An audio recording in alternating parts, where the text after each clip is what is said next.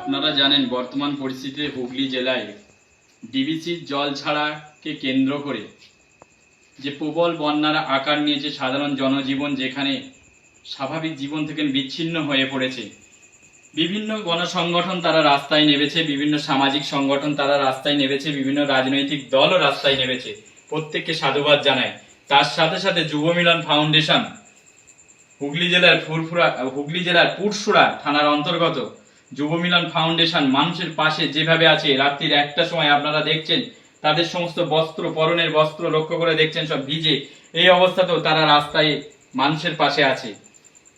এরকম অবস্থাতে দাঁড়িয়ে থেকে আমরা কয়েকজনের উদ্যোগ নিয়ে হুগলির মশাট থেকে আমি আমার উদ্যোগে আমার সঙ্গে আমার ব্যবসায়ী ভাই বন্ধু ফুলবাবুদা এবং আমার গাড়ির ড্রাইভারকে নিয়ে প্রায় 2000 পানির বোতল তাদের হাতে তুলে দেওয়া হলো। একটাই উদ্দেশ্য, বিভিন্ন ব্যক্তি, বিভিন্ন সংগঠন, বিভিন্ন দল এই মুহূর্তে বিভিন্ন খাদ্যদ্রব্য তাদের কাছে পৌঁছাচ্ছে, কিন্তু পরিশ্রুত পানীয় জলের একান্ত প্রয়োজন।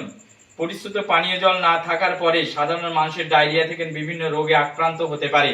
তাই মাথায় রেখে আমরা গোলদিঘলু যুব মিলন ফাউন্ডেশনের পাশে আছি এবং গোলদিঘলু যুব মিলন ফাউন্ডেশন সাধারণ লোকের পাশে সেইভাবেই থাকে, অসহায়, নিপীড়িত, বঞ্চিত, লাঞ্ছিত মানুষের পাশে। যেখানে অন্যায় সেখানে গর্জে উঠে দাঁড়িয়ে থেকে গোলদিঘলু যুব মিলন ফাউন্ডেশন সেখানেই থাকে। সেই যুব মিলন ফাউন্ডেশন আজও প্রতিশ্রুতিবদ্ধ হয়ে দাঁড়িয়ে আছেন যে বাংলার বিভিন্ন প্রান্তে তারা ইতিপূর্বে বিভিন্ন জায়গায় কাজ করে চলেছেন, আগামী দিনে আরো কাজ করবেন। তাদের প্রতি আমাদের আস্থা আছে। প্রশাসনও তাদের প্রতি বিভিন্ন সময় ভরসা রাখে।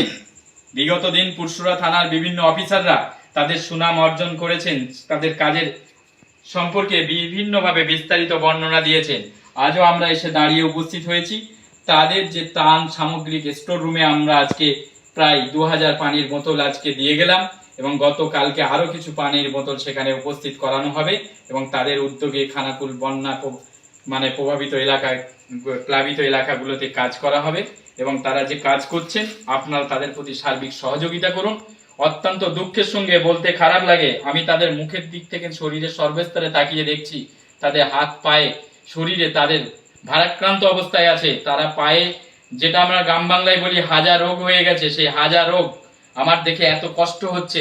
আমি এই কষ্ট দেখে থাকতে পারছি না। আমি তাদের ঘরে বলছি যে ভাই, তোমরা যে পরিশ্রম করছো, মানুষের পাশে আছো, যে মানুষ আজকে তোমাদের ঘরে মেনে নিয়েছে, তোমরা এইভাবেই মানুষের পাশে থাকো।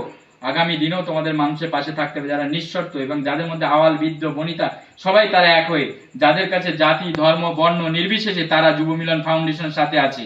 যুব মিলন ফাউন্ডেশন এমন একটা ফাউন্ডেশন, অরাজনৈতিক ফাউন্ডেশন, যেখানে যে ব্যক্তি যেভাবে তাদের হাতে ত্রাণ দিয়ে তারা বলেছেন আমরা সমস্ত ত্রাণের কাজ করতে সাধারণ মানুষের পাশে আছি, আমরা সহযোগিতায় পরিচালনায় আপনাদের সাথে থাকবো, আপনারা এগিয়ে আসুন।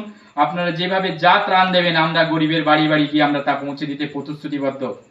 এই অবস্থায় দেখে আমি তাদের সাথে 365 দিন থাকার প্রতিশ্রুতিবদ্ধ হয়ে আছি এবং যুব মিলন ফাউন্ডেশনের নেতৃত্ব যারা আছে এবং তারাও মানুষের সঙ্গে 365 দিন থাকার প্রচেষ্টাতেই আছে।